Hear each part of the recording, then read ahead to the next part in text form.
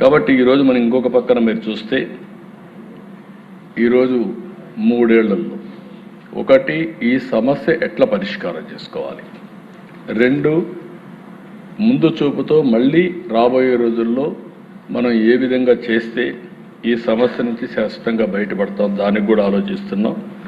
3 ఏళ్లలో 36 ప్రాజెక్టులు 35,555 కోట్ల రూపాయలు ఖర్చు పెట్టి 36లో కూడా పూర్తి చేయడానికి ఒక క్యాలెండర్ ఇష్యూ చేశాం.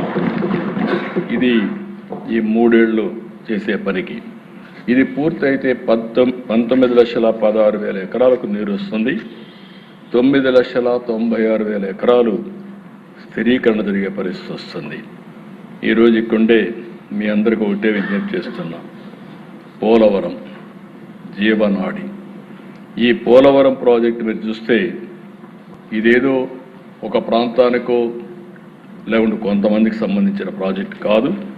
ఈ ప్రాజెక్టు కానీ పూర్తయితే ఫేజ్ 2, ఫేజ్ 1 ఎట్టి పరిస్థితిలో మార్చి లోపల పూర్తి చేసి నెక్స్ట్ రెయినీ సీజన్ వచ్చే సమయానికి నీళ్లు అందించే బాధ్యత, పోలవరం ప్రాజెక్టుని జాతికి అంకితం చేసే బాధ్యత ఈ ప్రభుత్వం తీసుకుంటారు.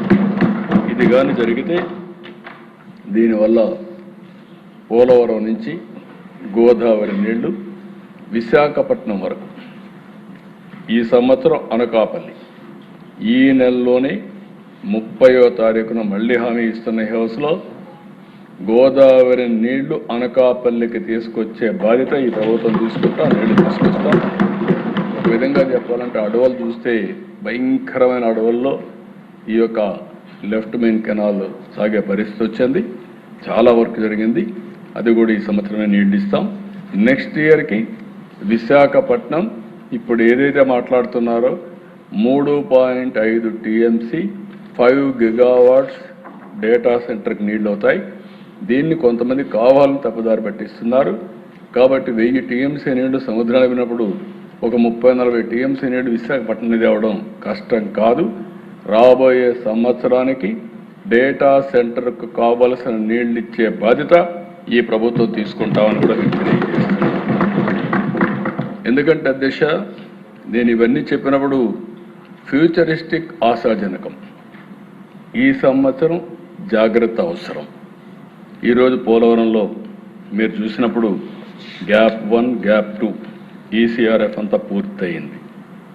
రైట్ కనెక్టివిటీ 98% పూర్తి అయిపోయింది. లెఫ్ట్ కనెక్టివిటీ 96% అయ్యింది. ఆర్ఎంసీ ఎర్త్ వర్క్ 100% అయిపోయింది. ఎల్ఎంసీ ఎర్త్ వర్క్ కూడా 99% పూర్తయింది. కాబట్టి అన్నీ కూడా కంట్రోల్లో ఉన్నాయి. R&R కానీ, ల్యాండ్ ఎక్విజిషన్ కానీ, రీహాబిలిటేషన్ కానీ మొత్తం కూడా పూర్తి చేసి దీన్ని మనం ముందుకు తీసుకెళ్తాం. ఇక్కడికి వచ్చినప్పుడు చూస్తే అధ్యక్ష, పట్టిసీమ.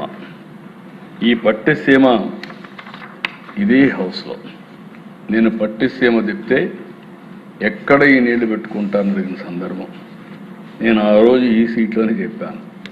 పట్టిసీమ వల్ల నీళ్లు వస్తే ఎక్కడ పెట్టుకోవడం కాదు, పైన శ్రీశైలం ఉంది, నాగార్ సాగర్ ఉంది, పులిచింతలు ఉంది. ఆ నీళ్లు వాడే పని లేకుండా గోదావరి నీళ్లు కృష్ణా డెల్టాలో వాడుకొని సీజన్ కూడా ఇన్ టైంలో పంటలు వేసుకొని ఏదైతే తుఫాన్ నుంచి బయటపడే పరిస్థితి వస్తుంది. ఇది ఒక బ్రహ్మాండంగా ఉపయోగపడుతుందని చెప్పాం.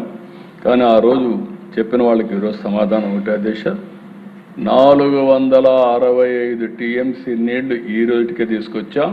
ఈ సంవత్సరంతో కలిపితే 500 టీఎంసీ నీళ్లు కృష్ణా డెల్టాకు తీసుకొచ్చాం. ఇది ఒక పెద్ద అచీవ్మెంట్. 13,08,000 ఎకరాలు ఆయకట్టుకి ఇది చాలా కీలకమైంది. ఇంకొక పక్కన ఈ సంవత్సరం అయితే ఇప్పటికే 22 టీఎంసీ వచ్చింది. ఇంకొక 40 టీఎంసీ నీళ్లు ఇక్కడ తీసుకొస్తాం.